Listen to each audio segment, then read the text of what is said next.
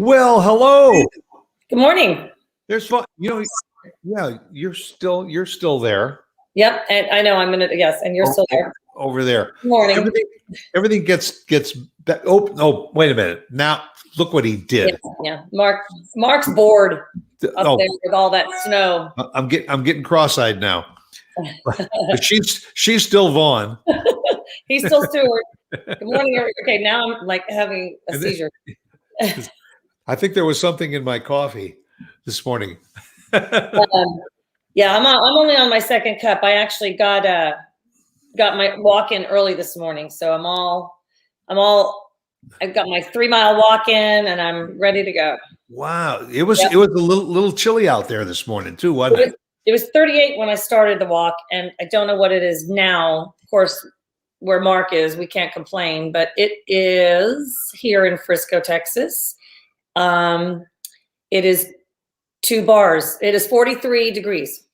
43. Oh, so we got a heat wave going. And when I started my walk, I thought it was about, let's see, when I started my walk, I thought it was about 38 degrees, but it could have been about 38. But anyway, right now it's 43. It was a nice refresh. I like to bundle up. I put my cap on and my mittens on, and I go. I like it. And today's weather forecast is brought to you by KVGI Media. Yep. Yeah. Well, I like to get up and get going, and my cat woke me up at 3:30 in the morning, purring all around my head. And so I've been awake and out of bed since about 6:30-ish. And so I've accomplished a lot already in this short day. The beginning of hump day here. So, and if I had done all of that, I'd be heading for a nap pretty soon. Well, that's why I keep drinking. That's why I drink my coffee. You're not a coffee drinker, though, are you? Absolutely, I am. Oh, okay. Cheers. There I am. My Collin College cup. Collin College. Yep. There you go. All right. Well, cheers to you. Happy hump day. Happy Wednesday. There you go. And glad for all of you to be with us again here for something to talk about. And we are, I want to also tell you, we're brought to you by KVGI Media and by our illustrious owner and a show producer, Mark Warner. And want to give a plug out to his new show called Live Life. Great new show, great insights, great conversations with people, and Mark has a little bit different outlook on life, and we really enjoy what he's doing. There's lots of new things happening at KVGI Media. We'll be sending some of that information to you from time to time. We're going to be launching a new music platform fairly soon called Raven Radio. You'll learn all about it. It's going to be incredible. It's a very, very new twist on music that you probably have never heard before, and from artists that you may or may not have heard before. But Raven Radio is coming. But be sure to go on KVGI Media and catch Mark Warner's show, Live Life. Trust me, you will really enjoy it. So we are here and talking about a bunch of things. I got something just to share with you because it's kind of fun. Friend from down in Florida sent me an article about how people in Florida are dealing with the COVID and getting vaccines. And what they're doing is it's kind of the old Las Vegas thought process. And that is that if you want to get your vaccine early, you got to learn to grease people's palms. And we all know what that is. It's like I said in Las Vegas, when you'd go into the theater to see a show, and they would take you down about 4 or 5 rows, and you'd say to the maitre d' there, excuse me, but could you get us a little closer? And you'd kind of hand him a 10, and then he'd take you down a couple more rows. He'd give him another 10, maybe a little close. Well, how about a 20? Where can we get with an extra 20? Now you're getting down about 5 rows from the stage. Well, this guy sent me this article. That's what they're doing in a lot of places. Get to know somebody from the local hospital. Invite them out for lunch. It kind of grease their palm. Invite a hospital or a physician who's giving the vaccines to play a round of golf and let him win.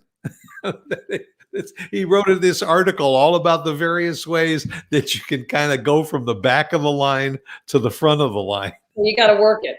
So you got to either take advantage of what you got in your pocket, or who you know, or right. It ain't what you know, it's who you know, right?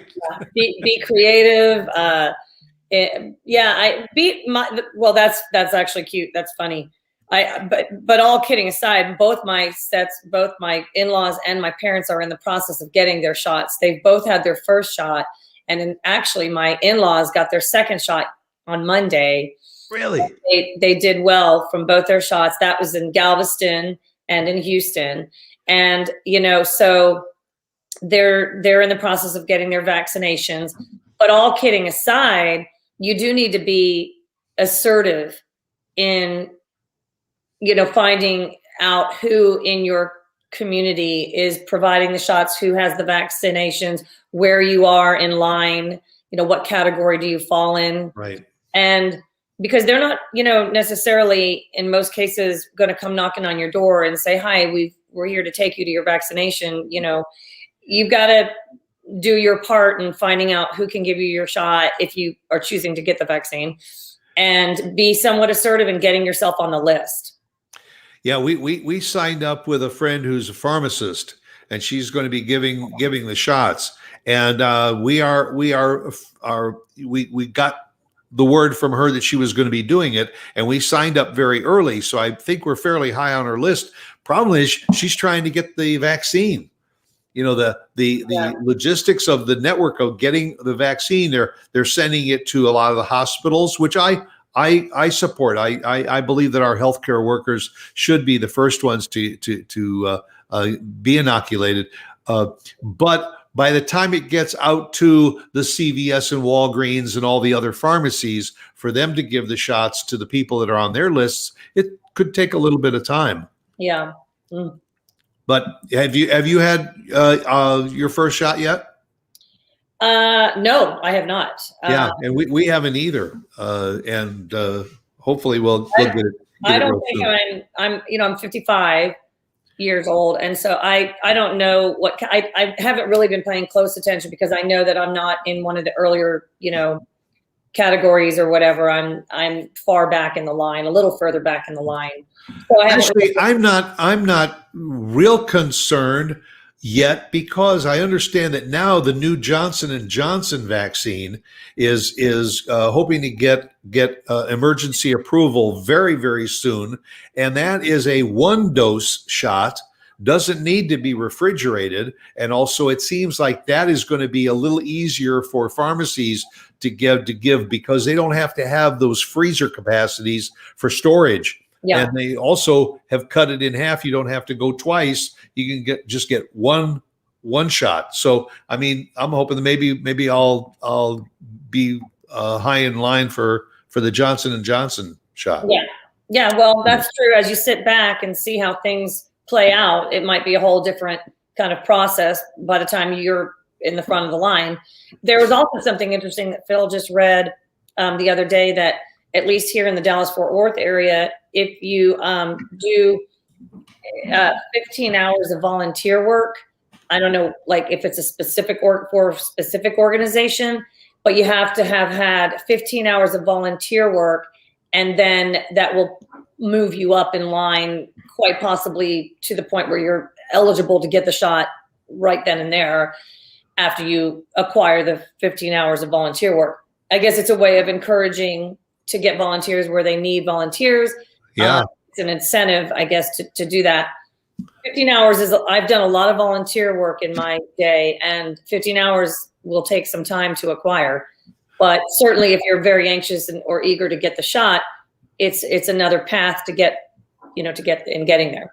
Did they say where those 15 hours of work are? Are those through hospitals or? I'm sure that they did. Phil was reading the article and didn't give me all the specifics, but just generally speaking, to your point earlier, there are ways of, like, if you to kind of navigate through the process of possibly getting your shot sooner rather than later if you're that eager to jump on it and get it. So, just you can call healthcare providers, you can call, friends, doctors, whoever, and they can pretty much direct you.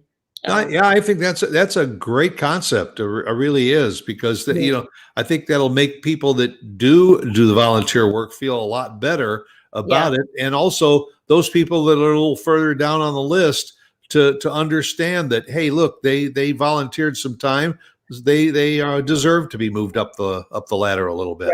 Right. Yep. Well, you and I talked about one time before, educators being, a group that we feel should be further up to the beginning of the line, toward the beginning of the line. Well, sure. Yeah. Their interaction with the children, the school workers and other providers are putting themselves at an increased risk. Yeah, I think they sure should be higher on that list of essential people too.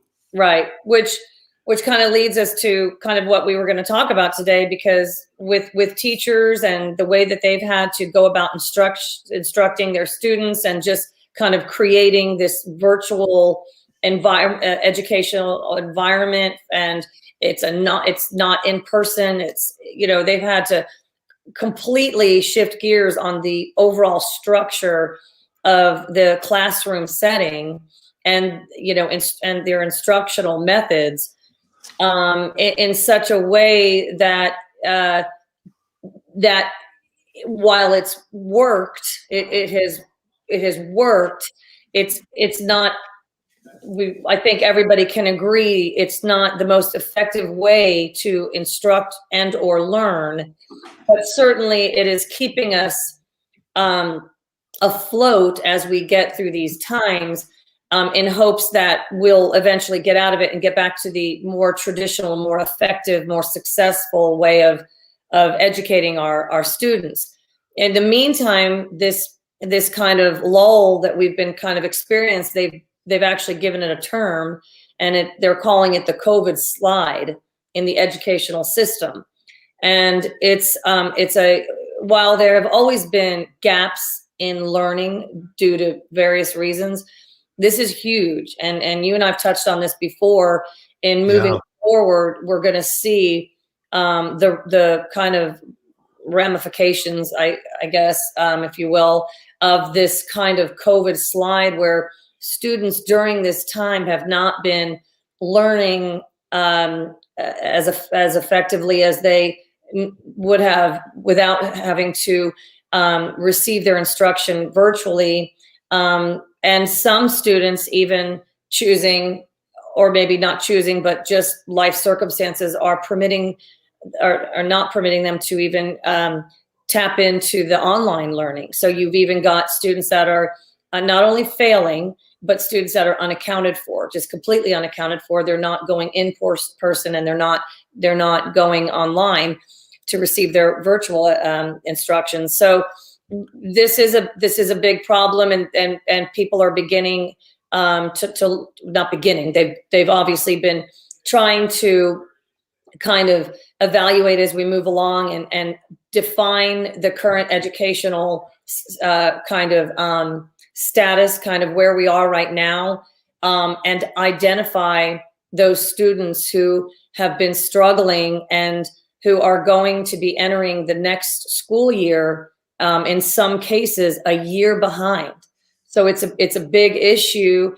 And so one thing that they have been tossing around, I say they, meaning districts all across the country, is do we revisit, it's not a new concept, but do we revisit the concept of year-round schooling, maybe perhaps only temporarily, to kind of combat that COVID slide that they say we're experiencing now and will into the future here, maybe a couple of years even. Yeah, and I'm sure that it's a tough debate, because there's a lot of people, and probably more on the parental side, that say, "Whoa, wait! I don't want my child going to school year round. The summertime they need to blow off steam and get away from school, and that's when we go on vacations and do things to the family." The educators, probably some of them are saying the same thing. Hey, you want me to teach year round? I need a break too. Or in some cases, teachers have other employment during the summer. They have a secondary jobs that they do when they're not teaching. How is that going to be effective to them? But then the other side of this, the debate is, are the students really learning based on, what they've had to go through? And I know my sister was a teacher her whole career, and it's one thing for a teacher to be able to teach 9 months out of the year and do it in a structured way. But then to be told, starting next week, we're going to have the students in the classroom. And then a week or two later, you know what? There's a spike in reoccurrences of some more cases. We're going to go back to virtual, or a combination thereof. There's so much that a teacher has to do with her students on a regular basis, and now they've got to muddy it up with all these other things. It's got to take a toll on the teachers and on the students. Yeah, I hear you. I agree with you. And as a former educator, I can certainly empathize with that situation, just in terms of dealing with your class schedule and the curriculum, and just all kinds of red tape, really, that you have to kind of work through as an educator. It goes beyond just the curriculum. I mean, there's a lot more that a teacher is responsible for doing. There's, year-round schooling has always been controversial for many reasons, and it's certainly not been something that has caught on in most places. I think that, to your point, most parents would probably very reluctantly want to adopt that concept for reasons that you just mentioned that are very obvious. Summertime is time to get together with family and extended family and travel. And also summer camps happen during the summertime. And I know that there are families who feel very strongly about their children, not only obviously going to school, but experiencing other aspects of life, like summer camps that introduce different things, maybe religion, or just sports, or whatever theme that camp has adopted. And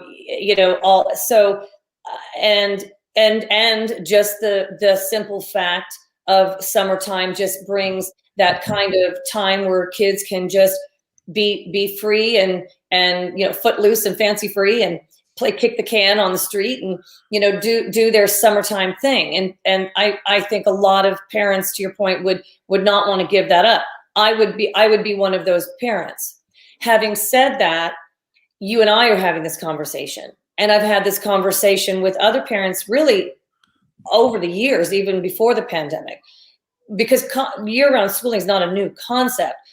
But when you sit back and kind of just consider who you're having the conversation with, most likely it's in your circle. It's in your network. It's in your community. It's in your school. It's in your district. And so you're probably all going to have consistent views on whether or not year-round schooling would be something that would work for you. Having said that, for example, Garland is a local school district here in our area. They are going to year-round schooling. Oh. I don't know if it's going to be temporary or if it's something that they're only considering at this point, but it's due to the COVID slide, because they feel for their students, it's important to put some kind of process in place that gets these students who have fell behind, maybe not only fallen behind, but failed in some cases, and or not even attended in some cases. They're thinking that this is a way to get them back on track.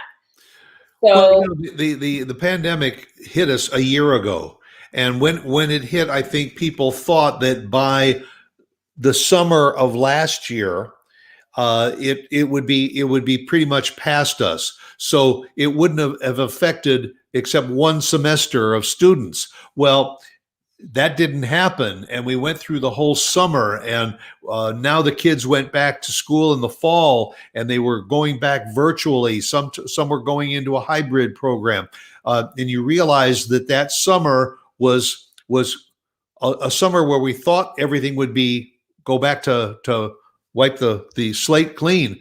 Now we get into this next school year, and all through the fall, we're still in the same situation of virtual learning. Now we're heading into the spring of the second year.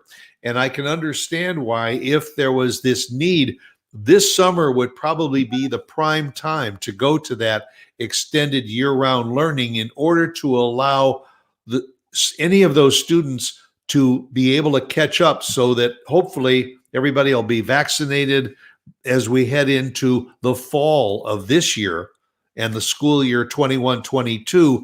We will be on the downhill side of this, and we'll get back into a program where we wouldn't need that year-round learning. I mean, when I was growing up, I went to what they called summer school, and it was an elective. It was optional, but what it was, it allowed some of us average students to take a course like in government or physics or chemistry or something in the summertime, and all that was, a little bit more condensed, but you only had to concentrate on studying for that one hard subject. You'd get that past you so that it wouldn't affect your fall term.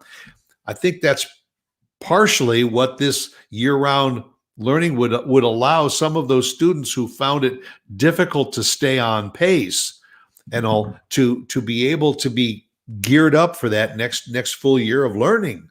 yeah, absolutely. And summer school has always been around, and I attended summer school, but I just did it kind of like you. I took an elective, and it was more for just to keep me busy or whatever. But I think, and actually, they will have summer school. They always have summer school. They'll continue to have summer school.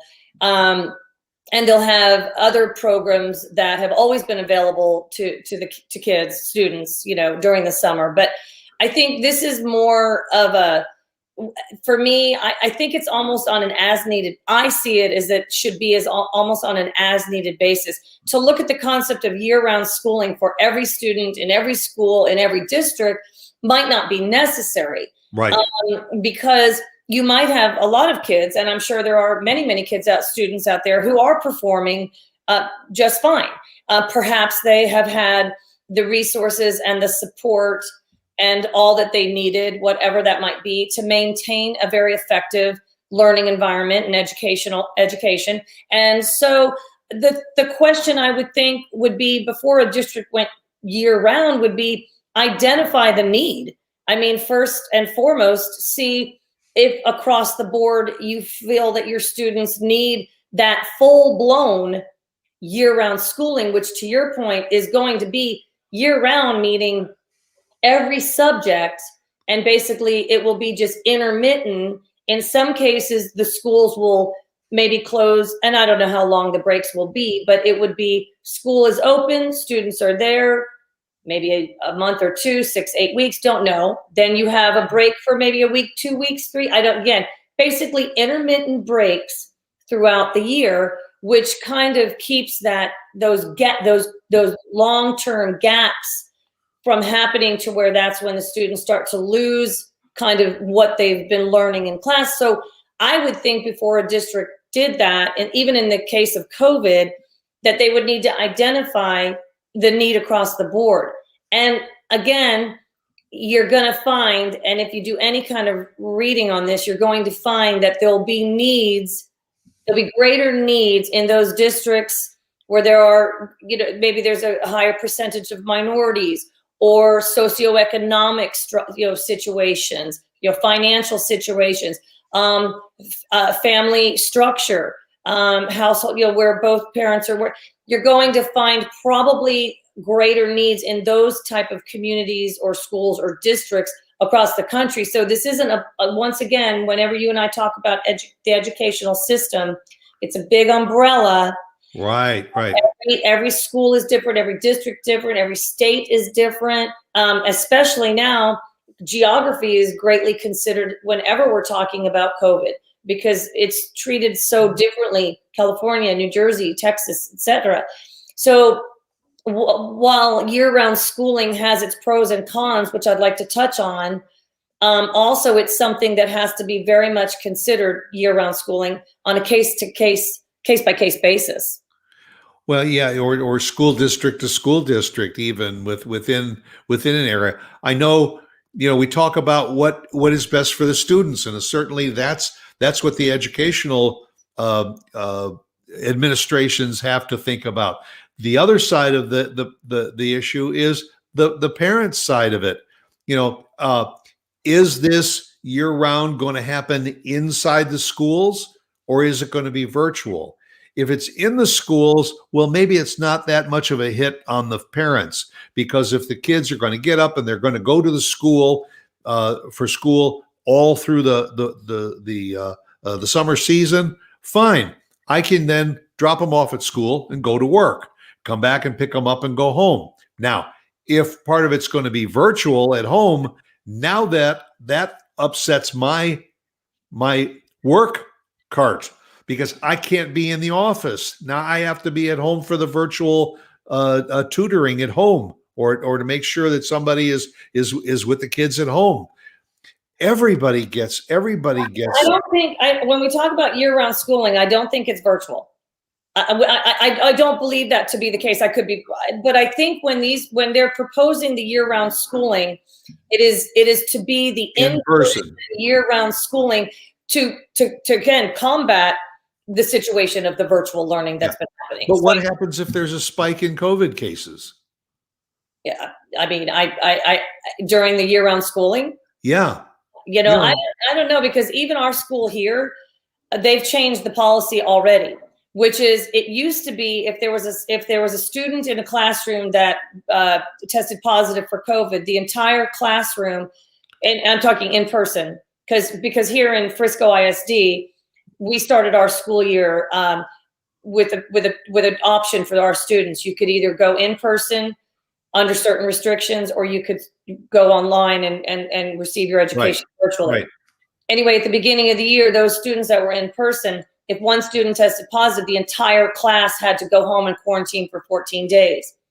Since the beginning of our school year, that policy has changed now to where, even like on a school bus, same thing for the school bus. If one student on the school bus tested positive, the entire school bus had to stay home. Now it has changed to where whoever was only the individuals who was in close contact with that student has to stay home for the 14 days. Perhaps maybe the student sitting next to that student on the bus, or within 6 feet. I don't know. Same in the classroom. Only the students who sit in close proximity, or however they define it. But so those policies are already beginning to change. I don't know about that if COVID happens during year round, but my father's chiming in here, and he's saying that during year round, there's still a month break in between each instructional. That might be the case in some districts, but I've also read in other districts, they do their year round schooling it's just intermittent. It's just kind of, they break it wherever, so I think that's up to the district.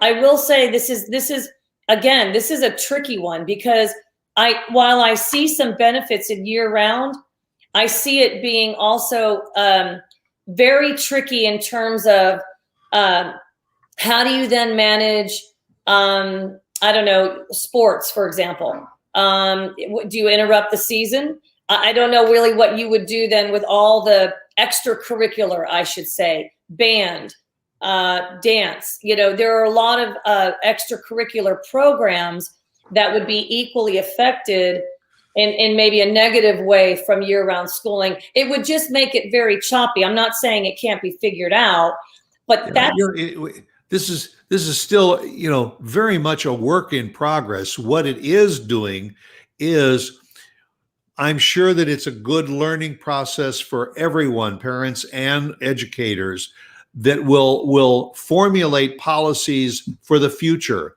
So if there is anything like this that happens again, they will already have a program established as to how to deal with it. But right now, we're still doing it week by week to watch and see what's going on. Take your point of the sports programs.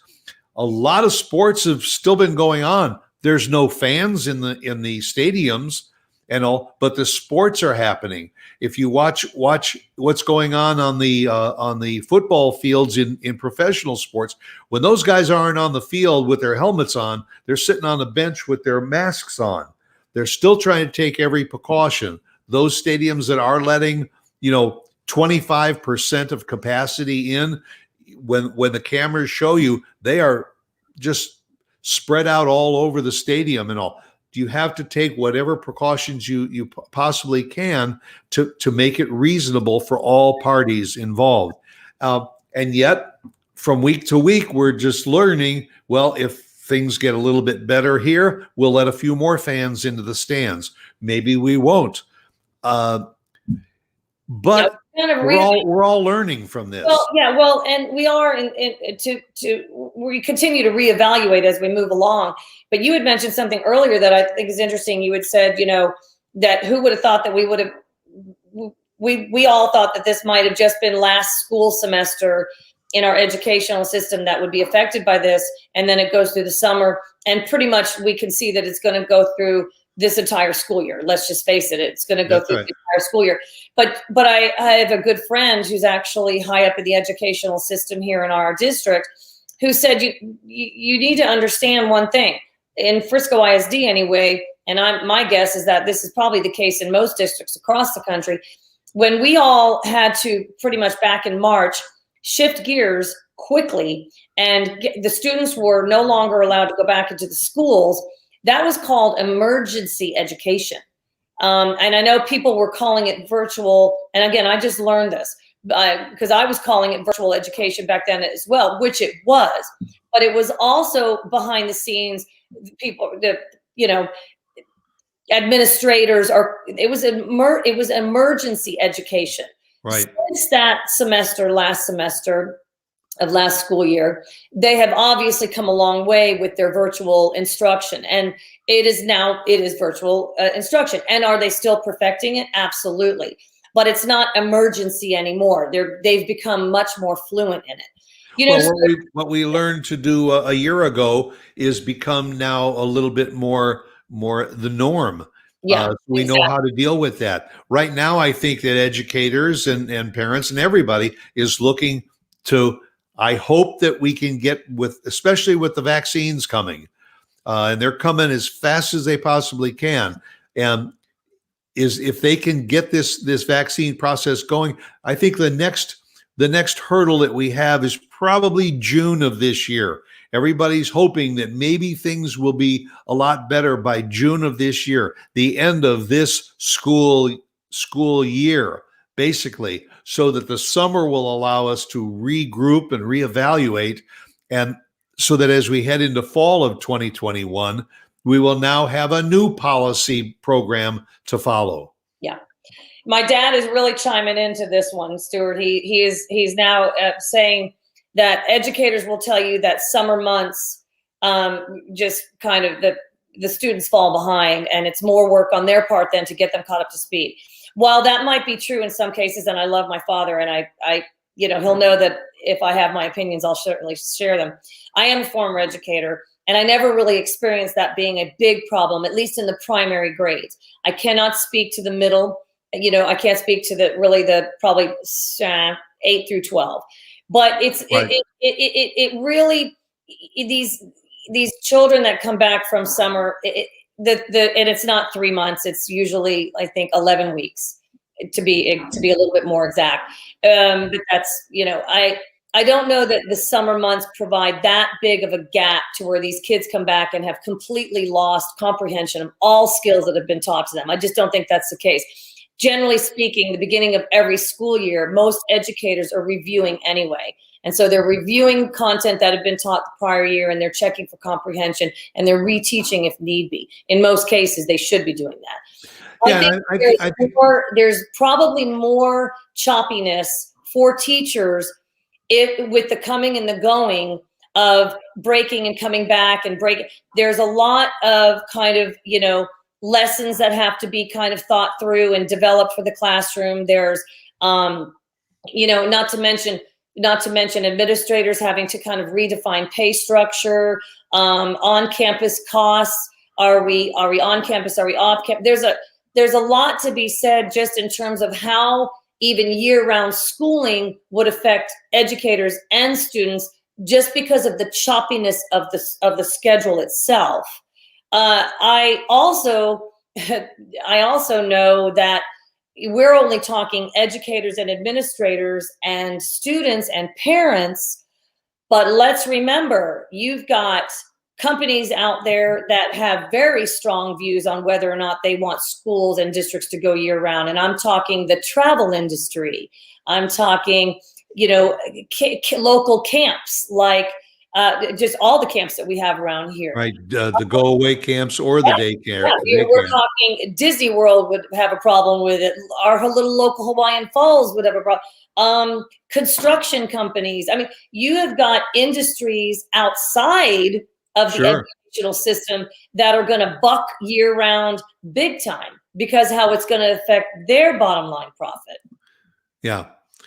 Yeah. As I say, and I think that just like I said for myself personally, those students that can grasp any kind of adjustment and be able to study and do well through it, fine. They're almost in a separate category. But those students that fall behind or have been really challenged by all this upheaval, they're the ones that need to look at this coming summer as an opportunity to catch up to do it. And if that program is offered, I'm sure they're going to find thousands of students that are going to take advantage of it. Not only the student wants to, but the parents want the students to do that also.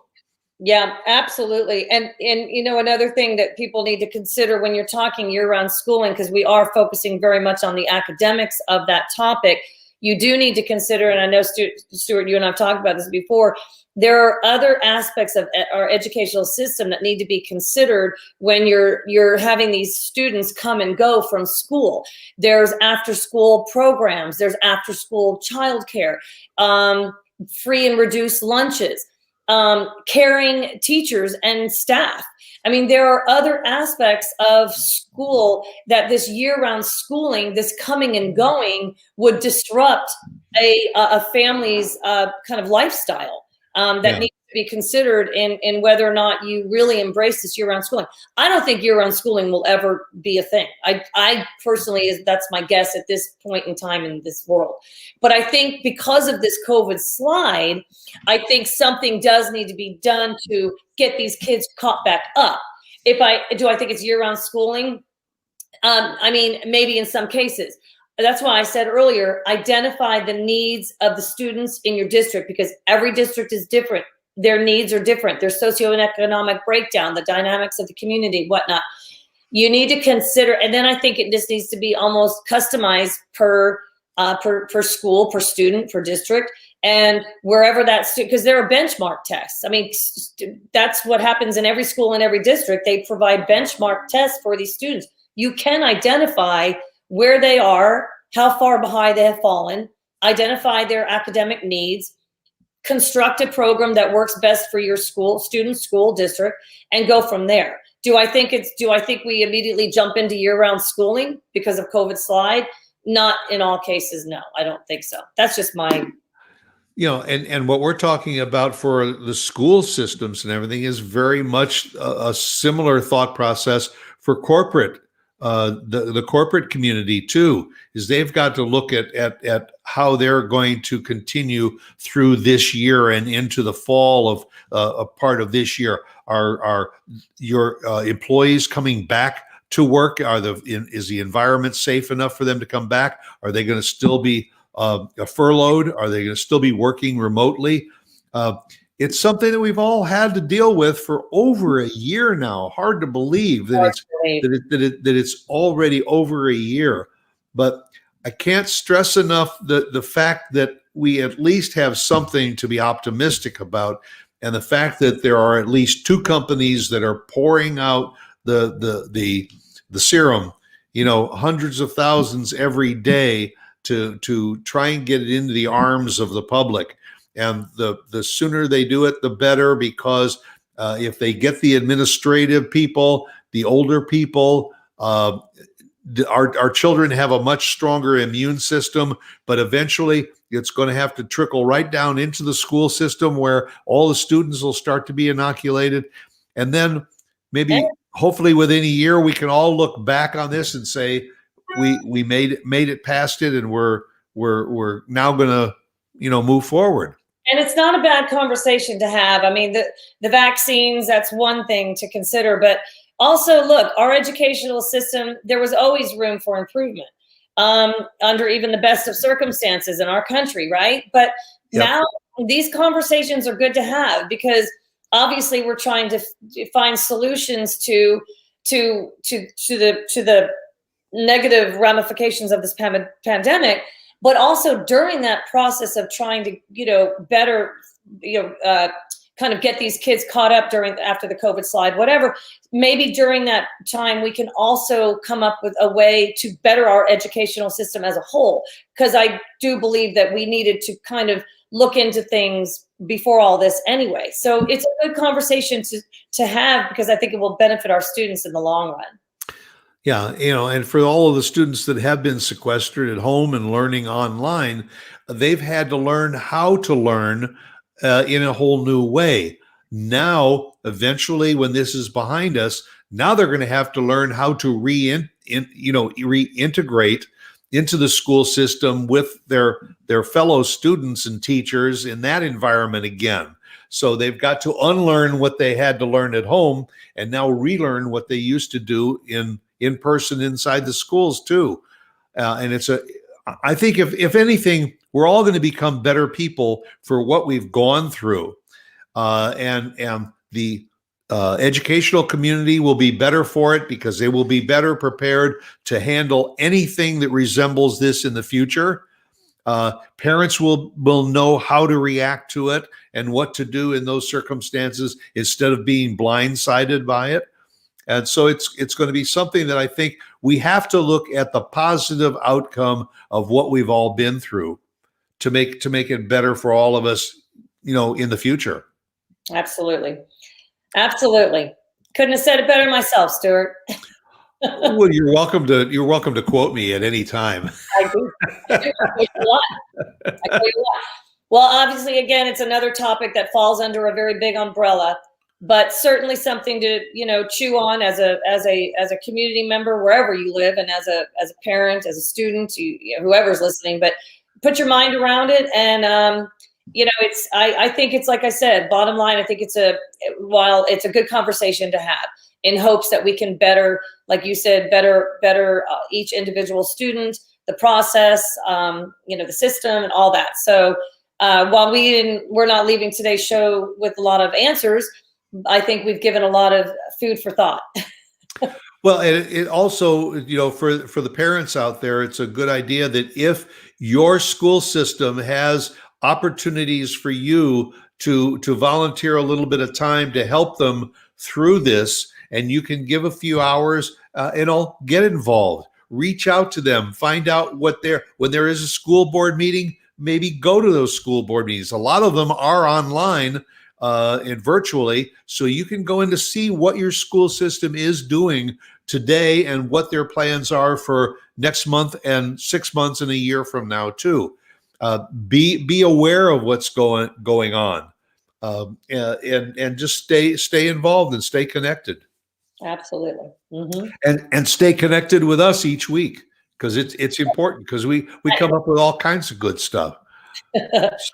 I think we do, don't you? I think we do. I don't know.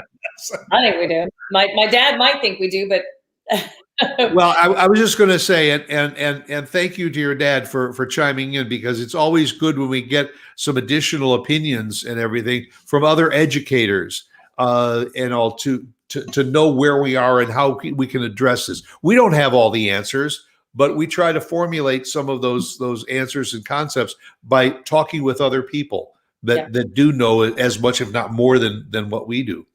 absolutely. So, well, again, thank you to Mark Warner and all for not only producing this show, but also for KVGI Media, all he does, all of the great new programming. Again, be sure to catch Live Life, his program. It's an exceptional program, and I think you'll really enjoy it.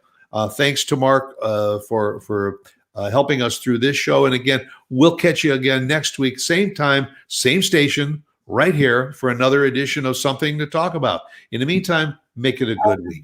Have a great day.